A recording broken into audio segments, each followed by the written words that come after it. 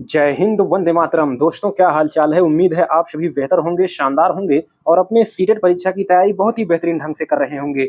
तो साथियों, आज की यह वीडियो आपके लिए बहुत ही खास होने वाली है आपके सीटेट एग्जाम के लिए, क्योंकि आज की वीडियो में हम देखने वाले हैं साथियों एनसीएफ 2005।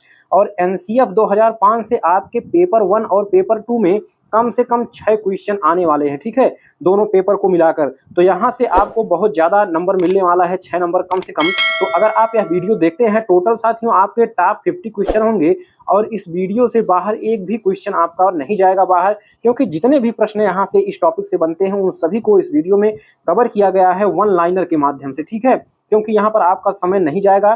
ठीक है, यही साथियों एनसीएफ 2005 को बहुत सारे यूट्यूबर्स, बहुत सारे एजुकेटर जो है साथियों 2-2 से 3-3 घंटे की वीडियो बनाकर डालते हैं, जिसका कोई मतलब नहीं है, आपका समय बर्बाद होता है। और यहाँ पर आप बहुत ही कम समय में साथियों संपूर्ण जानकारी इस टॉपिक से पाने वाले हैं और एक भी क्वेश्चन इस वीडियो से बाहर नहीं जाएगा। तो ध्यान से देखिएगा साथियों, अगर आपको अपने सीटेट एग्जाम को पास करना है। ठीक है, तो चलिए शुरू करते हैं बिना देरी के साथियों। पहला क्वेश्चन आपकी स्क्रीन पर ध्यान से देखिएगा एक एक प्रश्न को। किसकी अध्यक्षता में विद्वानों ने एनसीएफ 2005 तैयार किया। तो साथियों एनसीएफ को तैयार करने के लिए एक समिति का निर्माण किया गया था, जिसके साथियों अध्यक्ष थे प्रोफेसर यशपाल। तो ये क्वेश्चन बार बार आता है। ठीक है, तो प्रोफेसर यशपाल जो है एनसीएफ 2005 समिति के अध्यक्ष थे। इन्हीं की देखरेख में एनसीएफ को तैयार किया गया था। ठीक है, तो साथियों एनसीएफ का जो मुख्य सूत्र है क्या है, पहले ये जान लीजिए। एनसीएफ क्यों बनाया गया था। तो एनसीएफ का मुख्य सूत्र था शिक्षा बिना बोझ के, क्योंकि उस समय जो छोटे छोटे बच्चे थे कक्षा 2, 3, 4, 5 के, उनका जो बस्ते का बोझ था उसमें बहुत सारी किताबें, बहुत सारी बुक्स इतना ज़्यादा हो जाती थी कि बच्चे जो है बहुत टेढ़ा होकर चलते थे। तो बच्चों में जो है शारीरिक विकार उत्पन्न होने लगा। इसी को दूर करने के लिए एनसीएफ को लाया गया था। तो दूसरा प्रश्न उसी से रिलेटेड है। एनसीएफ 2005 का मुख्य सूत्र शिक्षा बिना बोझ के, इसको इंग्लिश में कहते हैं एजुकेशन विदाउट बर्डन। ठीक है, कब आया हुआ था यह विचार। तो 1993 में यह विचार आया हुआ था। कौन सा विचार, शिक्षा बिना बोझ के। ठीक है, कब आया हुआ था, 1993 में। तो इसको आप जानते रहिएगा। चलिए साथियों अगला क्वेश्चन देखते हैं। क्वेश्चन नंबर 3, एनसीएफ 2005 के अंतर्गत परीक्षा सुधारों में कौन से सुधार को सुझाया गया है। ठीक है, तो कौन कौन से सुधार एनसीएफ में सुझाए गए हैं। सामूहिक कार्य मूल्यांकन को बताया गया है, सतत मूल्यांकन को बताया गया है, खुली पुस्तक की परीक्षा मूल्यांकन को बताया गया है। तो ये सभी सुधार जो है आपके एनसीएफ द्वारा सुझाए गए हैं परीक्षा में आपके। ठीक है, तो ध्यान से इसको आप याद कर लीजिए। अगला क्वेश्चन है, विद्यालय शिक्षा का अब तक का नवीनतम राष्ट्रीय दस्तावेज है। तो अब तक का राष्ट्रीय जो नवीनतम दस्तावेज है शिक्षा का, वो साथियों आपका है एनसीएफ 2005। ठीक है, तो इसको आप जानते रहिएगा। अगला क्वेश्चन साथियों देखिए, क्वेश्चन नंबर 5, इस मंत्रालय की पहल पर एनसीएफ 2005 तैयार किया गया था। तो कौन से मंत्रालय की पहल पर एनसीएफ 2005 तैयार किया गया था। तो इसका नाम था मानव संसाधन विकास मंत्रालय, जिसको MHRD भी कहते थे शॉर्ट में। ठीक है, ये मंत्रालय अब खत्म कर दिया गया है। ठीक है, तो इसी मंत्रालय के जो है स्थान पर एक नया मंत्रालय आ गया है। तो अगर आपको जानकारी है तो नीचे जरूर कमेंट करिएगा उस मंत्रालय का क्या नाम है, आपको जानना बेहद जरूरी है। बहुत ही सिंपल सा क्वेश्चन है। ठीक है, तो किस मंत्रालय की पहल पर आया था एनसीएफ 2005, मानव संसाधन विकास मंत्रालय यानी कि MHRD। चलिए अगला क्वेश्चन देखते हैं। एनसीएफ 2005 में किन शिक्षण सूत्रों के अधिकतम प्रयोग का सुझाव दिया गया है। ठीक है, कौन से शिक्षण सूत्रों को ज्यादा प्रयोग करने की बात की गई है एनसीएफ 2005 में। तो ज्ञात से अज्ञात की ओर एवं मूर्त से अमूर्त की ओर, यानी कि बच्चा जो जान रहा है, ज्ञात है जो, उसी से शुरू करेंगे और जो बच्चा नहीं जान रहा है उसको वहां तक ले जाएंगे। और मूर्त यानी कि आकार, आकार यानी कि आकार, और अमूर्त मतलब निराकार जिसका कोई आकार ना हो, जैसे आपका गुणा भाग जोड़ घटाव। ठीक है, तो पहले हम एक सिखाएंगे, बच्चों को गिनती सिखाएंगे, 1 2 3 4। अब बच्चों को 1 गुणे 2 कितना होगा ये सिखाएंगे। इसी को अमूर्त विचार कहा जाता है। ठीक है, तो मूर्त से अमूर्त की ओर और ज्ञात से अज्ञात की ओर, इस सूत्र पर जो है बच्चों को अधिकतम प्रयोग की बात की गई। चलिए अगला क्वेश्चन देखते हैं। एनसीएफ 2005 के अनुसार मार्गदर्शक सिद्धांत में निहितार्थ है। तो मार्गदर्शक सिद्धांत में क्या निहितार्थ होता है। ज्ञान को स्कूल के बाहर के जीवन से जोड़ना। बच्चों को जो सिखाया जा रहा है, जो ज्ञान दिया जा रहा है, वो साथियों बच्चों के बाहरी जीवन से जुड़ा होना चाहिए, तभी बच्चा जो है अपने जीवन से रिलेट कर पाएगा। ठीक है, तो ये आपका जो है क्वेश्चन नंबर 7 हो गया। 8वां देखिए, एनसीएफ 2005 का मुख्य सूत्र क्या है। अभी हमने ऊपर एक बार चर्चा किया कि एनसीएफ 2005 का जो मुख्य सूत्र है वो है आपका लर्निंग विदाउट बर्डन, ठीक है, लर्निंग विदाउट बर्डन यानी कि बिना भार के अधिगम, यानी कि शिक्षा बिना बोझ के, जिसे और अन्य भाषा में कह सकते हैं बिना भार के अधिगम, ठीक है, लर्निंग विदाउट बर्डन, ठीक है। तो ये आपका हो गया मुख्य सूत्र एनसीएफ का। चलिए अगला क्वेश्चन, एनसीएफ 2005 का प्रारंभ रविंद्रनाथ टैगोर के किस निबंध से होती है? तो ये काफी इंपॉर्टेंट क्वेश्चन आपके सीटेट के लिए है, बार बार ये क्वेश्चन आपका रिपीट होता है कि साथियों जो एनसीएफ 2005 है वो कहाँ से लिया गया है, ठीक है। तो ये लिया गया है साथियों जो आपके रविंद्रनाथ टैगोर जी हैं, जिन्होंने साथियों आपका राष्ट्रीय गान लिखा है जन गण मन अधिनायक जय हे, ठीक है। इसी के इनकी एक साथियों निबंध है जिसका नाम है सभ्यता और प्रगति, इसी से आपका जो है एनसीएफ 2005 को लिया गया है। तो इसको आप जानते रहिएगा, काफी इंपॉर्टेंट क्वेश्चन है। चलिए अगला क्वेश्चन, एनसीएफ 2005 के अध्याय विद्यालय एवं कक्षा का वातावरण में बताया गया है।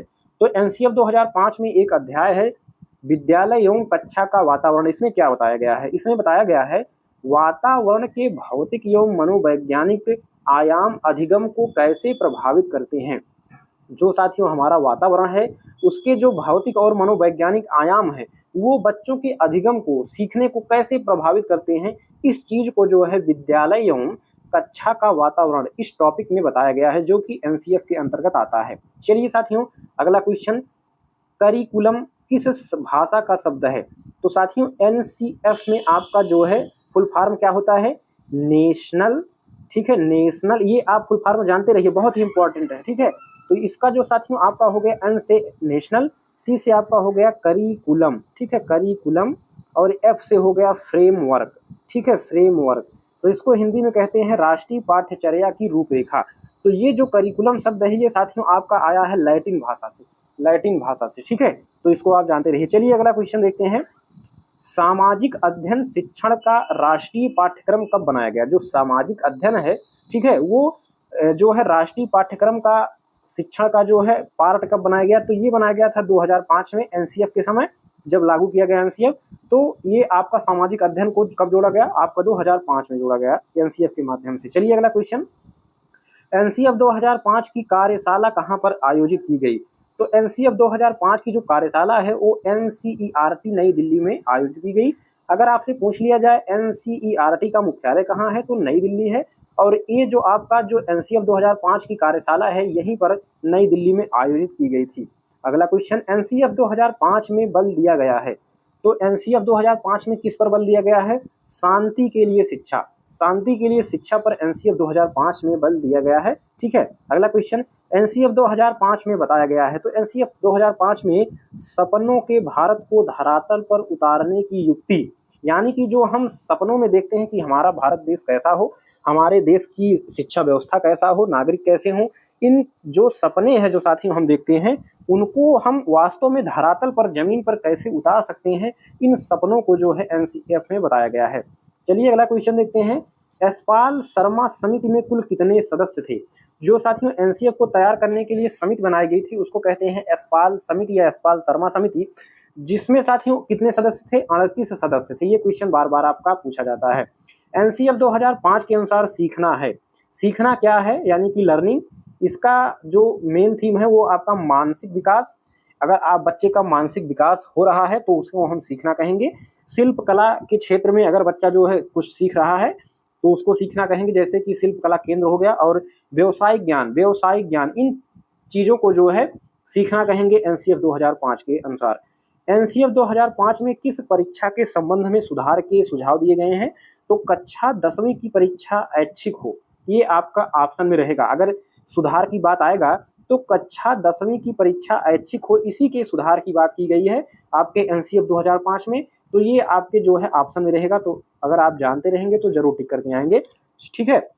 तो साथियों वीडियो कैसा लग रहा है? उम्मीद है कि आपको जो है कम समय में एक अच्छी और बेहतरीन जानकारी मिल रही होगी। तो चैनल पर नए हैं तो जरूर सब्सक्राइब कीजिएगा ऐसी ही बेहतरीन तैयारी के लिए, ऐसी ही बेहतरीन वीडियोज के लिए।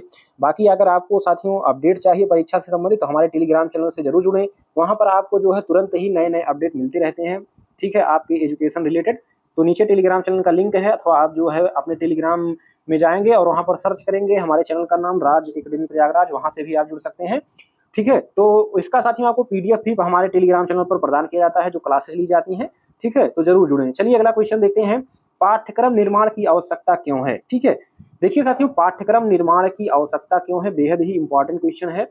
शिक्षा के उद्देश्यों की प्राप्ति हेतु, जैसे कि साथियों बालक कक्षा 1 में हो या 2 में हो, अगर साथियों इसका पाठ्यक्रम जो है क्लियर नहीं रहेगा, निर्धारित नहीं रहेगा, तो साथियों बच्चों को कुछ भी आगे पीछे पढ़ाया जाएगा, तो इससे बच्चे का ज्ञान जो है नहीं पूर्ण हो पाएगा। तो कक्षा 1 में हमको क्या क्या पढ़ाना है वो हमारे पाठ्यक्रम में निर्धारित रहता है, कक्षा 2 में क्या क्या पढ़ाना है ये निर्धारित रहता है। इससे बच्चा जो है एक सीक्वेंस से जो है सीखता हुआ आगे बढ़ता है, अन्यथा बिना पाठ्यक्रम के कुछ भी टीचर पढ़ाता है तो ये सीक्वेंस नहीं बन पाता, तो ना तो बच्चा कुछ सीख पाता है। ठीक है, तो इसीलिए शिक्षा के उद्देश्यों की प्राप्ति के लिए पाठ्यक्रम निर्माण की आवश्यकता होती है। चलिए अगला क्वेश्चन देखते हैं, एनसीएफ 2005 का भाषा फार्मूला क्या है। तो एनसीएफ 2005 में 3 भाषाओं को जो है बताया गया है। ठीक है, 3 भाषाएं बेहद जरूरी हैं बच्चों के लिए। कौन कौन सी? त्रिभाषाई फार्मूला यहाँ पर अपनाया गया है। ठीक है, तो आपके एनसीएफ 2005 का भाषा फार्मूला क्या है, तो इसको हम कहेंगे त्रिभाषाई फार्मूला। कौन कौन सा?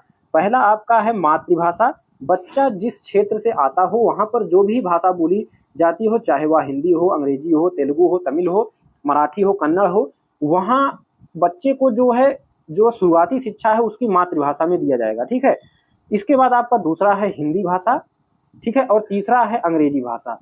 तो इन्हीं तीनों भाषाओं को जो है त्रिभाषाई फार्मूला बना करके एनसीएफ में जो है डाला गया है। चलिए अगला क्वेश्चन देखते हैं, प्रथम भाषा, द्वितीय भाषा एवं तृतीय भाषा, अभी हमने ऊपर आपको बताया त्रिभाषाई फार्मूला एनसीएफ 2005 में जो डाला गया है।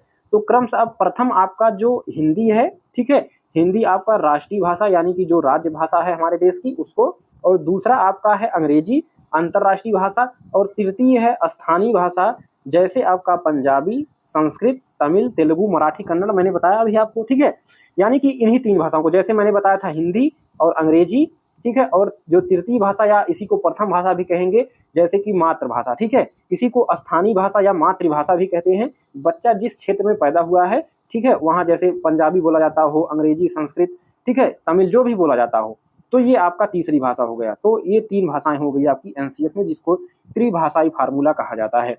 एनसीएफ 2005 में सुझाव दिया गया है कि सूचना को क्या मानने से बचा जाए, क्या मानने से बचा जाए, तो ज्ञान मानने से बचा जाए, क्योंकि इन्फॉर्मेशन, सूचना मतलब इन्फॉर्मेशन, तो इन्फॉर्मेशन कोई साथियों जानकारी नहीं है, कोई नॉलेज नहीं है।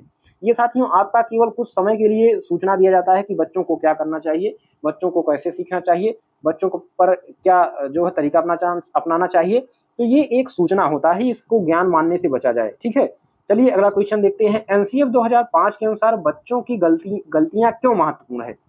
तो अगर साथियों बच्चा गलती नहीं करेगा तो एक टीचर कैसे समझ पाएगा कि हम बच्चों को क्या पढ़ाना चाहेंगे, क्या पढ़ाना चाहिए, कैसे उनको जो है किताब से, बुक से और ज्ञान से रिलेट कैसे करा पाएं। ठीक है, तो जो साथियों बच्चे जब गलतियां करते हैं तो टीचर उनको पकड़ता है उनकी गलतियों को, और टीचर समझ जाता है कि हमको इस बच्चे पर क्या लागू करना चाहिए, कौन सी शिक्षण विधि लागू करनी चाहिए। ठीक है, तो यह समाधान को पहचानने में सहायता करती है। मैंने बताया कि जब तक टीचर जान नहीं पाएगा बच्चे कहाँ गलतियां कर रहे हैं, कैसी गलतियां कर रहे हैं, तब तक जो है वह कैसे जो है शिक्षण विधि को अच्छा और बेहतर बना पाएगा।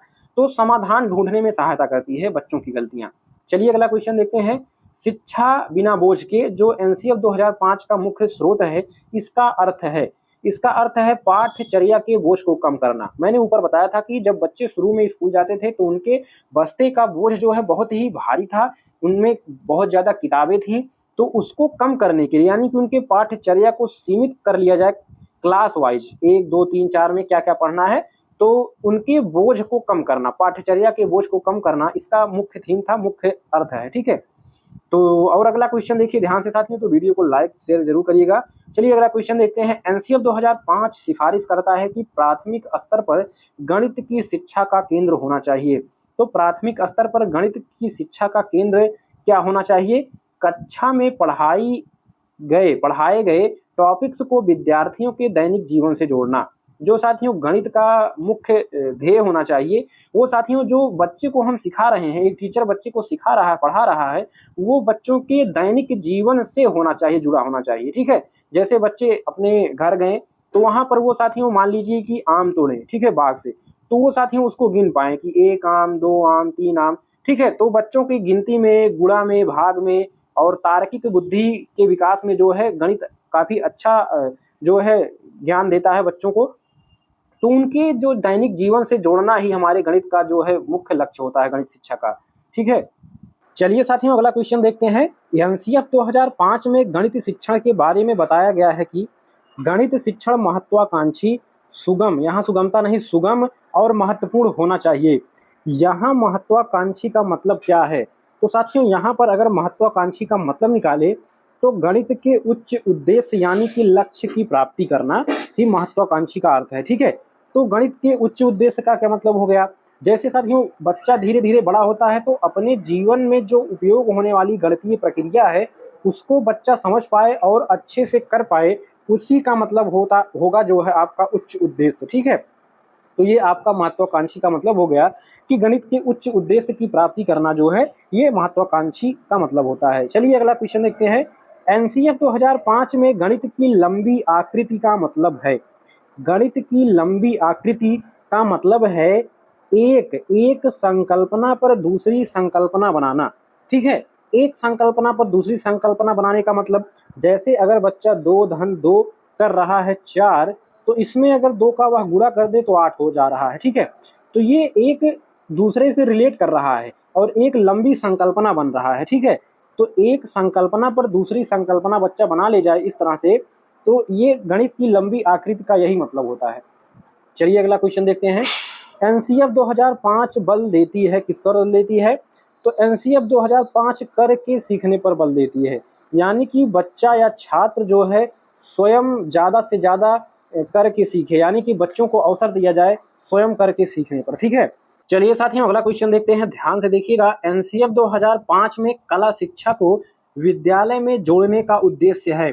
तो जो साथियों आपका कला शिक्षा है उसको विद्यालय से क्यों जोड़ना चाहिए या क्यों जोड़ा गया है? सांस्कृतिक विरासत की प्रशंसा करना एवं छात्रों के व्यक्तित्व और मानसिक स्वास्थ्य को विकसित करना, ये जो है मुख्य उद्देश्य होता है आपके कला शिक्षा का। यानी कि जो सांस्कृतिक विरासत है बच्चों का, वो जो है वो बच्चे जान पाएं, सीख पाएं और उसकी प्रशंसा कर पाएं, और छात्रों के व्यक्तित्व और मानसिक स्वास्थ्य को जो है विकसित करना, ये कला शिक्षा का मुख्य उद्देश्य होता है। चलिए साथियों आगे बढ़ते हैं। अगला हमारा क्वेश्चन नंबर 30 है। एनसीएफ 2005 में गुणवत्ता आयाम शीर्षक के अंतर्गत महत्व दिया गया है। तो गुणवत्ता आयाम शीर्षक के अंतर्गत किसको महत्व दिया गया है? बालकों के लिए संरचित अनुभव एवं पाठ्यक्रम सुधार को। ठीक है। तो गुणवत्ता आयाम शीर्षक के अंतर्गत जो है आपके बालकों के जो संरचित अनुभव हैं, उनके जो पाठ्यक्रम है उनमें सुधार की बात की गई है। चलिए अगला क्वेश्चन। एनसीएफ 2005 में सामाजिक अध्ययन में कौन से मुद्दों को शामिल करने की अनुशंसा की गई थी? तो जो सामाजिक अध्ययन है ये साथियों शामिल किया गया बच्चों में कब? आपका एनसीएफ 2005 में, आपका एनसीएफ 2005 के तहत 2005 में शामिल किया गया था। तो सभी स्तर के विद्यार्थियों के लैंगिक एवं स्वास्थ्य संबंधी मुद्दों को जो है आपके सामाजिक अध्ययन में जो है शामिल करने की अनुशंसा की गई। ठीक है। सभी स्तर के विद्यार्थियों के लैंगिक एवं स्वास्थ्य संबंधी मुद्दे। ठीक है। ताकि बच्चा अपने स्वास्थ्य से संबंधित चीज़ों को समझ पाए, जान पाए और जो है सतर्क हो पाए। चलिए अगला क्वेश्चन काफ़ी इंपॉर्टेंट, काफ़ी महत्वपूर्ण आपके सीटेट एग्जाम के लिए। ठीक है। ध्यान से देखिएगा इसको। ठीक है। चलिए देखते हैं। एनसीएफ 2005 की 5 मार्गदर्शक सिद्धांत कौन कौन से हैं? तो एनसीएफ 2005 में 5 मार्गदर्शक सिद्धांत जो है डाले गए हैं, दिए गए हैं। वे सिद्धांत कौन कौन से हैं? ठीक है। ध्यान से देखिए, इन पांचों सिद्धांतों को, इनको जानना आपके लिए बहुत ही महत्वपूर्ण है, क्योंकि यही आपके जो है प्रश्न में पूछे जाते हैं ज़्यादातर, और ये आपके ऑप्शन में रहेंगे। और ऑप्शन अगर आप इनको जानते रहेंगे पांचों सिद्धांतों को, तभी आप जो है गलत ऑप्शन को छांट पाएंगे। तो देखिए, पहला है आपका जो 5 मार्गदर्शक सिद्धांत हैं, उनमें पहला है ज्ञान को विद्यालय के बाहरी जीवन से जोड़ना। यानी कि एनसीएफ में कहा गया है कि जो बच्चा है, जो विद्यार्थी है, उसको जो हम सिखा रहे हैं उसके बाहरी वातावरण, ठीक है, से उसको जोड़ा जाए ज्ञान को। और अगला है पढ़ाई रटन प्रणाली से मुक्त हो, यानी कि बच्चों को रटाना नहीं है, ठीक है, उनको करके सीखने पर ज़्यादा जोर देना है। ठीक है। तो यहाँ पर रटन प्रणाली से मुक्त शिक्षा और ज्ञान को विद्यालय के बाहरी जीवन से जोड़ना, ये 2 चीजें हो गई। तीसरा है पाठ्यचर्या इस तरह का समर्थन हो कि वह बच्चों को चौमुखी विकास मुहैया कराए। देखिए, जो पाठ्यचर्या है वो इस तरह का समर्थन उसको प्राप्त हो कि वह बच्चों को चौमुखी यानी कि चारों तरफ उसका जो है बच्चों का विकास ही विकास कराए, ठीक है, उनका जो है समय बर्बाद ना करे। तो ये आपका तीसरा हो गया। चौथा हो गया परीक्षा को अपेक्षाकृत अधिक लचीला बनाना और कक्षा को गतिविधियों से जोड़ना। जो उनका साथियों एग्जाम कराया जाए उसको लचीला बनाया जाए ताकि बच्चे जो है पास हो पाएं। जब पास हो पाएंगे तो उनमें आगे बढ़ने की जो है लालसा जागेगी। तथा कक्षा को जो है क्लास को गतिविधियों से जोड़ना, यानी कि कक्षा जो है एकदम बोरिंग बच्चों को ना लगने, उसमें कुछ ना कुछ गतिविधि ऐसी हमेशा चलती रहे जिससे बच्चे बिजी रहें और अपना जो है मानसिक विकास कर पाएं। तो ये हो गया चौथा। पांचवा है एक ऐसी अधिभावी पहचान का विकास जिससे प्रजातांत्रिक राज्य व्यवस्था के अंतर्गत राष्ट्रीय चिंताएं समाहित हों, यानी कि बच्चों को शुरू से ही ऐसी चीजें सिखाई जाएं जिससे बच्चों में प्रजातांत्रिक राज्य व्यवस्था का जो एक एक सोच है वो विकसित हो और राष्ट्रीय चिंता भी उसमें समाहित हो, ठीक है। तो ये राष्ट्र को विकसित करने के लिए पांचवा जो है काफी महत्वपूर्ण मुद्दा इसमें शामिल किया गया है कि जिससे क्या हो, प्रजातांत्रिक राज्य व्यवस्था के अंतर्गत राष्ट्रीय चिंताओं को इसमें शामिल किया जाए, ठीक है। तो ये आपके पांचों जो है अति महत्वपूर्ण सिद्धांत इसमें शामिल किए गए हैं। तो इनको आप जो है एक बार दोबारा से जरूर देख लीजिएगा। इसका पीडीएफ आपको हमारे टेलीग्राम चैनल पर मिल जाएगा। चलिए अगला क्वेश्चन देखते हैं। राष्ट्रीय पाठ्यचर्या की रूपरेखा 2005 के अनुसार बच्चों की प्राथमिक स्तर पर भाषा का माध्यम होना चाहिए। तो हमने अभी ऊपर त्रिभाषाई सिद्धांत को देखा था, ठीक है, जिसमें आपका एक मातृभाषा था जिसको मैंने बताया था स्थानीय भाषा भी बताया था, ठीक है। यानी कि स्थानीय भाषा मातृभाषा जहाँ बच्चा पैदा हुआ है उस क्षेत्र में जो भी भाषा बोली जाती है, तमिल तेलुगु उड़िया, उसको जो है कक्षा 1 से 5 तक पहले उसी में जो है बच्चों को शिक्षा प्रदान किया जाए। चलिए अगला क्वेश्चन, राष्ट्रीय पाठ्यचर्या की रूपरेखा। ये साथियों राष्ट्रीय पाठ्यचर्या की रूपरेखा 2005, इसको इसी को शार्ट में कहते हैं एनसीएफ 2005। ये आप जरूर जानते रहिएगा, ठीक है। तो एनसीएफ के अनुसार कक्षा में एक शिक्षक की भूमिका कैसी होनी चाहिए? तो एक शिक्षक एक उत्प्रेरक के रूप में होना चाहिए, यानी कि बच्चों को जो है एक उत्प्रेरक के रूप में क्यों होना चाहिए? क्योंकि बच्चों को जो है उत्प्रेरित कर दे, ठीक है, उनके मन में ऐसे भाव उत्पन्न कर दे ताकि बच्चे जो है सीखने के लिए उत्सुक हो सकें, बच्चे अग्रसर हो सकें सीखने के लिए, उनके मन में जो है आकांक्षाएं हों, उनके मन में इच्छाएं हों सीखने के प्रति। तो उत्प्रेरक के रूप में एक शिक्षक को होना चाहिए। अगला क्वेश्चन, राष्ट्रीय पाठ्यचर्या की रूपरेखा 2005 के अनुसार बच्चों के आकलन का सही तरीका है।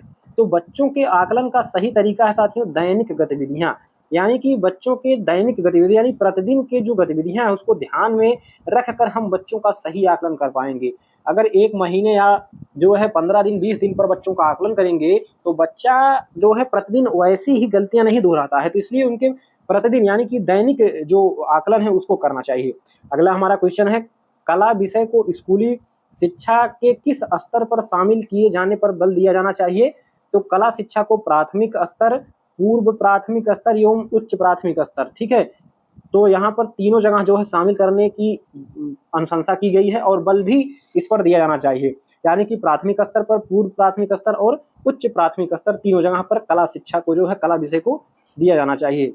अगला क्वेश्चन है, भीड़ भाड़ वाली कक्षाओं में किस अध्यापन की बात करनी जो है निरर्थक है? तो सृजनशीलता यानी कि क्रिएटिविटी की बात जो है करना, कहाँ पर? जहाँ पर भीड़ भाड़ वाली कक्षाएं हो वहाँ पर ऐसी बातें करना निरर्थक है, बेकार है।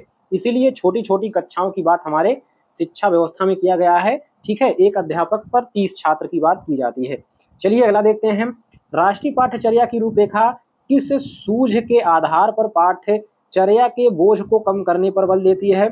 शिक्षा बिना बोझ के, यानी कि ठीक है, एजुकेशन विदाउट बर्डन या लर्निंग विदाउट बर्डन।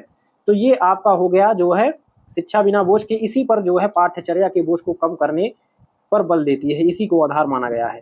चलिए अगला क्वेश्चन देखते हैं, क्वेश्चन नंबर 39, राष्ट्रीय पाठ्यचर्या की रूपरेखा 2005 के अनुसार गणित शिक्षण का लक्ष्य होना चाहिए। तो जो हमारा गणित है, मैथ, इसका लक्ष्य क्या होना चाहिए? आमूर्त चिंतन का निर्माण करना। आमूर्त चिंतन मतलब जिसका कोई आकार ना हो, निराकार हो। जैसे कि आपका 2 गुणे 2 अगर किया जाए तो ये इसका मतलब 4 हो गया। तो ये 4 कैसे हुआ, यही आपका जो है अमूर्त चिंतन है, ठीक है। इसी को कहा जाता है अमूर्त चिंतन का निर्माण करना, तार्किक ढंग से सोचना एवं संचालित करने की योग्यता का विकास करना। ये आपका हो गया क्या? गणित शिक्षण का लक्ष्य हो गया। चलिए अगला देखते हैं, एनसीएफ 2005 की संस्तुतियों के अनुसार कक्षा 1 एवं कक्षा 2 की विद्यार्थियों के मूल्यांकन का तरीका होना चाहिए प्रेक्षण के आधार पर जो है कक्षा 1 व 2 के विद्यार्थियों के मूल्यांकन का जो तरीका होना चाहिए। ठीक है, चलिए अगला क्वेश्चन देखते हैं। ऑपरेशन ब्लैक बोर्ड परिणाम था। तो ऑपरेशन ब्लैक बोर्ड क्या होता है ये साथियों, आपका जो है राष्ट्रीय शिक्षा नीति या राष्ट्रीय शैक्षिक योजना 1986 में जो आया था वो उसी में इसको जो है डाला गया था। तो ये साथियों जो है जो नई शिक्षा नीति आई थी 1986 में। ठीक है, पहली आपकी जो प्रथम शिक्षा नीति आई थी 1968 में, फिर दूसरी शिक्षा नीति आई आपकी 1986 में और तीसरी नई शिक्षा नीति आई है 2020 में। ठीक है, तो ये 1986 वाली शिक्षा नीति में ऑपरेशन ब्लैक बोर्ड डाला गया था। इसके अंतर्गत कई सारी चीजें थी, जैसे कम से कम दो मकान होना, पक्के मकान होना, ब्लैक बोर्ड की व्यवस्था होना, ठीक है, बच्चों को सीखने के लिए चार्ट की व्यवस्था होना, ये सभी कई ऐसी चीजें थी जो यहाँ पर व्यवस्था होना चाहिए एक स्कूल में कम से कम। ठीक है, इन चीजों को ऑपरेशन ब्लैक बोर्ड के अंतर्गत रखा गया था। ठीक है, तो ये आपका ऑपरेशन ब्लैक बोर्ड हो गया, 1986 में आया था। चलिए अगला क्वेश्चन देखते हैं। नाटक विधि में रुचि लेते हैं प्राथमिक स्तर के छात्र। ठीक है, तो जो नाटक विधि होती है उसमें प्राथमिक स्तर के जो छात्र होते हैं वो काफी इंटरेस्टेड रहते हैं। चलिए अगला क्वेश्चन देखते हैं। यदि आप कक्षा में रामायण प्रकरण पढ़ाना चाहते हैं तो कौन सी विधि को श्रेष्ठ मानेंगे? तो कहानी विधि। कक्षा 1 से 5 तक के बच्चों के लिए सबसे जो अच्छी विधि मानी जाती है वो कहानी विधि मानी जाती है, क्योंकि अगर हम बच्चों को कहानी के माध्यम से सिखाते हैं तो बच्चे इसको ज़्यादा रुचिकर लेते हैं और अच्छे से सीख पाते हैं। ठीक है, चलिए अगला देखते हैं। पढ़ाते समय चित्र दिखाने में सबसे महत्वपूर्ण लाभ है पाठ को समझाने में सहायक। अगर हम बच्चों को चित्र के माध्यम से दिखा कर पढ़ाते हैं, जैसे ए फॉर एप्पल, तो बच्चों को चार्ट में आप देखते होंगे एक सेब बना होता है, बाल, बी फॉर बॉल, तो बाल बना होता है। तो बच्चे चित्र को देखकर जो है पाठ को समझ जाते हैं, चित्र को समझ जाते हैं और उनके मन में एक स्ट्रक्चर, एक जो है चित्र बन जाता है और उसे बच्चे जल्दी भूलते नहीं। तो पाठ को समझाने में सहायक होता है चित्र। ठीक है, चलिए अगला क्वेश्चन नंबर 45 देखते हैं साथियों। और 5-6 क्वेश्चन अब और बचे हैं, तो साथियों वीडियो पूरा जरूर देखिएगा और चैनल पर नए हैं तो सब्सक्राइब कर लीजिए ऐसी ही बेहतरीन और शानदार क्लासेस के लिए। चलिए साथियों क्वेश्चन नंबर 45 देखते हैं। शिक्षा के क्षेत्र में पाठ्यचर्या शब्दावली की ओर संकेत करता है। तो पाठ्यचर्या शब्दावली किसकी ओर संकेत करता है? विद्यालय का संपूर्ण कार्यक्रम जिसमें प्रतिदिन अनुभव प्राप्त करते हैं। तो जो पाठ्यचर्या होता है इसका सीधा मतलब होता है कि जो विद्यालय का संपूर्ण कार्यक्रम है, यानी कि प्रतिदिन जो एक प्रधानाध्यापक अनुभव करते हैं। अनुभव करने का मतलब कि सुबह के टाइम से शाम के टाइम तक क्या क्या प्रक्रियाएं चलेंगी, कौन कौन सी क्लास में क्या पढ़ाया जाना है, किस क्लास में कौन सा अध्यापक जाएगा, ये सब चीज़ें जो है इसके अंतर्गत आपका समाहित होगी और बच्चों को क्या क्या पढ़ाना है ये सभी चीज़ें आपकी समाहित होती हैं। ठीक है, तो ये आपका हो गया पाठ्यचर्या शब्दावली का संकेत। चलिए अगला देखते हैं। एनसीएफ 2005 में सुझाव दिया गया है जिसमें सूचना को क्या मानने से बचा जाए। तो ये भी हमने ऊपर देखा, तो सूचना को हमको ज्ञान नहीं मानना है, ज्ञान नॉलेज नहीं मानना है। ठीक है, चलिए अगला देखते हैं। एनसीएफ 2005 सिफारिश करता है कि प्राथमिक स्तर पर गणित की शिक्षा का केंद्र होना चाहिए। तो गणित की शिक्षा का केंद्र होना चाहिए। कक्षा में पढ़ाए गए टॉपिक्स को विद्यार्थियों के दैनिक जीवन से जोड़ना। ठीक है, तो विद्यार्थियों के दैनिक जीवन से जोड़ना जो है गणित की शिक्षा का केंद्र होना चाहिए, एक मेन थीम होना चाहिए। चलिए अगला क्वेश्चन देखते हैं। एनसीएफ 2005 में गणित की लंबी आकृति का मतलब होता है एक संकल्पना पर दूसरी संकल्पना बनाना। ठीक है, अभी मैंने ऊपर आपको समझाया था।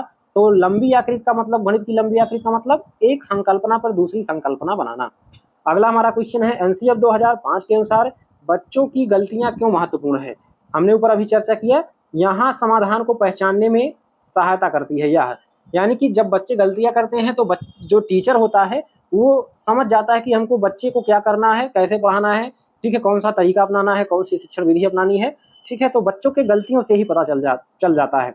चलिए साथियों अगला जो क्वेश्चन है, लास्ट क्वेश्चन है, तो वीडियो को लाइक शेयर जरूर करिएगा और चैनल पर नए हैं तो सब्सक्राइब कर लीजिए। ठीक है, विद्यालय शिक्षा का अब तक का नवीनतम राष्ट्रीय दस्तावेज कौन सा है? तो एनसीएफ 2005 जो है ये अब तक का नवीनतम राष्ट्रीय दस्तावेज है शिक्षा का। ठीक है, विद्यालय शिक्षा का। तो ये हो गया आपका साथियों 50 क्वेश्चन। उम्मीद है आपको वीडियो जरूर पसंद आया होगा, तो लाइक शेयर जरूर कर दीजिएगा और साथियों नीचे एक प्यारा सा कमेंट करिएगा कि कैसा लगा वीडियो आपको और अपने दोस्तों में शेयर करिएगा। चलिए अगली वीडियो में मुलाकात होगी, तब तक के लिए नमस्कार, जय हिंद, वंदे मातरम।